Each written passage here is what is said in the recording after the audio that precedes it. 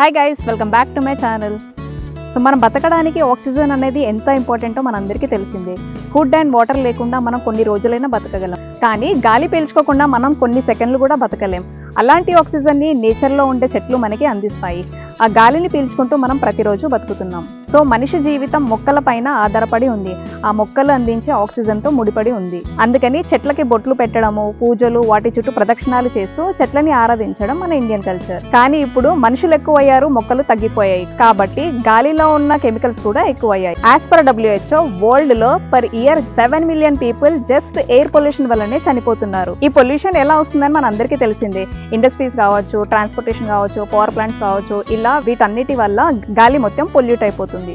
ఇలాంటి polluted air ని పీల్చుకోవడం వల్ల strokes, heart diseases, respiratory infections, lung cancers లాంటివి వచ్చి జనాలు చచ్చిపోతున్నారని WHO వెల్లడించింది. ఇంకొక విషయం ఏంటంటే, ఈ పొల్యూటెడ్ ఎయిర్ అనేది అవుట్డోర్ కంటే ఇండోర్స్ లోనే ఎక్కువగా ఉంటుందని సైంటిఫిక్ గా ప్రూవ్ చేశారు. ఎలా అంటే ఇప్పుడు చూడండి, ఈ రోజుల్లో అందరూ టాయిలెట్స్ బెడ్రూమ్స్ లోనే పెట్టుకుంటున్నారు. మనం టాయిలెట్స్ యూజ్ చేసి ఫ్లష్ కొట్టి ఆ బెడ్రూమ్ లోనే అదే గాలిని పీల్చుకుంటూ రాత్రంతా అక్కడే పడుకుంటాం.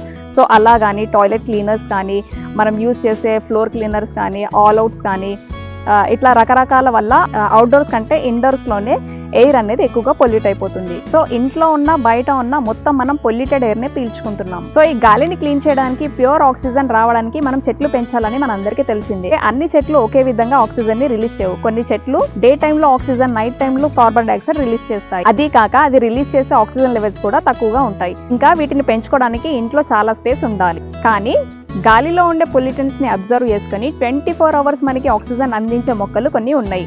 వీటిని ఆక్సిజన్ మొక్కలు అని అంటారు. ఇవి ఇంట్లో లేదా బాల్కనీలో ఉన్న కొద్ది ప్లేస్ లోనే ఈజీగా తక్కువ మెయింటెనెన్స్ తో పెంచుకోవచ్చు. అవేంటో ఇప్పుడు చూద్దాం. సో ఫస్ట్ కేటగిరీ వచ్చేసి కంప్లీట్లీ ఇండోర్ ప్లాంట్స్ గురించి ఇప్పుడు తెలుసుకుందాం. సో ఫస్ట్ వన్ వచ్చేసి అరికా పామ్ ప్లాంట్. ఇది చూడడానికి చాలా క్లాసీ లుక్ ఉంటుంది. దీని ఆకులు సేమ్ కొబ్బరి చెట్టు లాగానే ఉంటుంది. ఇవి అందరూ ఇంట్లో ఎక్కువగా వాడుతుంటారు. ఇవి ఇండోర్లో పెట్టుకున్నా కానీ ఎక్కువ రోజులు ఫ్రెష్గా ఉంటాయి. ఇవి గాలిలో ఉండే పొల్యూటెంట్స్ని అబ్జార్బ్ చేసుకొని ఆక్సిజన్ని ఎక్కువగా రిలీజ్ చేస్తుంది. సెకండ్ వన్ వచ్చేసి రాపిక్స్ పామ్. దీన్నే లేడీ పామ్ అని కూడా అంటారు.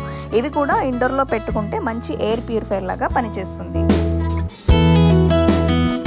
సో థర్డ్ వన్ వచ్చేసి ఫెర్రన్ అండి. ఇది సేమ్ డెకరేషన్ చెట్టు లాగానే ఉంటుంది. ఇది ఇంట్లో పెట్టుకుంటే ఇంటికి అందాన్ని ఇవ్వడమే కాకుండా ఎయిర్ని కూడా ప్యూరిఫై చేస్తుంది. నెక్స్ట్ వచ్చేసి ఫిలోడెండ్రన్. ఇది తీగలాగా ఉంటుంది. దీని గ్రోత్ కూడా చాలా ఫాస్ట్గా ఉంటుంది. ఇందులో ఎన్నో రకాలు ఉంటాయి. ఇది కూడా మంచి ఎయిర్ ప్యూరిఫై లాగా పనిచేస్తుంది. నెక్స్ట్ వచ్చేసి మాన్స్టెరా. వీటి లీవ్స్ చాలా పెద్దగా ఉంటాయి. ఇవి కూడా ఇంట్లోనే మంచి ఎయిర్ ప్యూరిఫై లాగా పనిచేస్తుంది.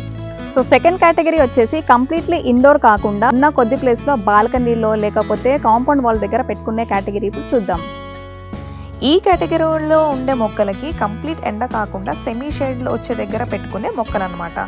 సో ఇందులో ఫస్ట్ వచ్చేసి అలోవెరా. ఈ అలోవెరా మొక్కలు 24 అవర్స్ ఆక్సిజన్ని రిలీజ్ చేస్తూ గాలిలో ఉండే పొల్యూటెంట్స్ని అబ్జార్బ్ చేసుకుంటుంది.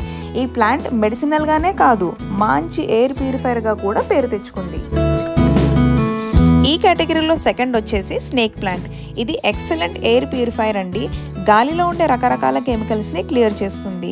ఇంట్లో ఉన్నప్పుడు కారణం లేకుండా తలనొప్పి లేక అలర్జీస్ వస్తుంటే ఈ స్నేక్ ప్లాంట్ పెట్టుకుంటే అలాంటి ప్రాబ్లమ్స్ అస్సలు ఉండవు. నెక్స్ట్ వచ్చేసి మనీ ప్లాంట్. దీన్నే పోతస్ అని కూడా అంటారు.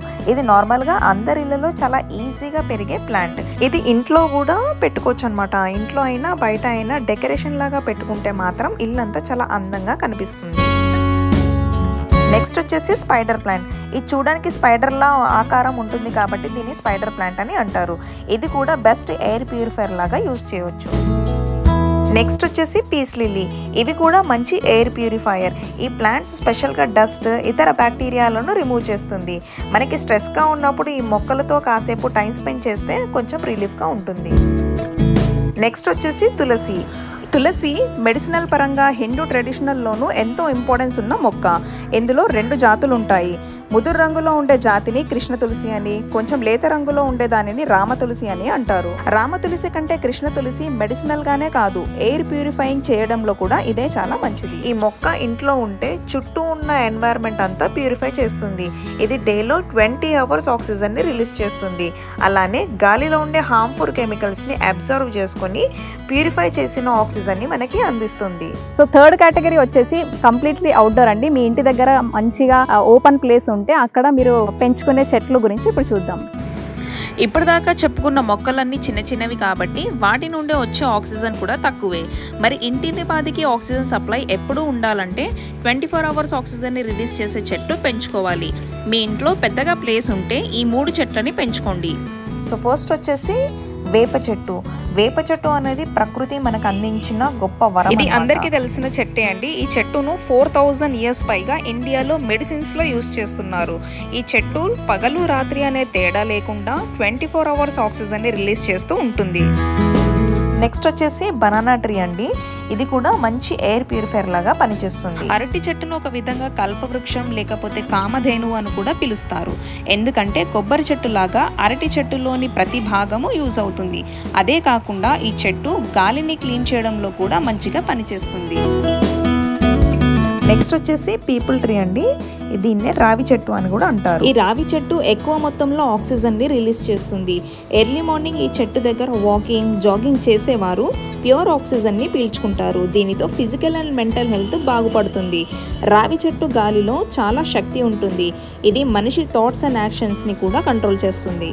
సో చూసారు కదా, నేను చెప్పిన ఈ ప్లాంట్స్ లేదా ట్రీస్ పెంచుకుంటే అట్లీస్ట్ ఇంట్లో ఉన్నప్పుడన్నా మీరు ప్యూర్ ఆక్సిజన్ని పీల్చుకోవచ్చు. ఇలా అందరూ ఆలోచించి మొక్కలు పెంచుకుంటే ఎయిర్ ప్యూరిఫై అవ్వడమే కాకుండా మన హెల్త్ని కూడా కాపాడుకోవచ్చు.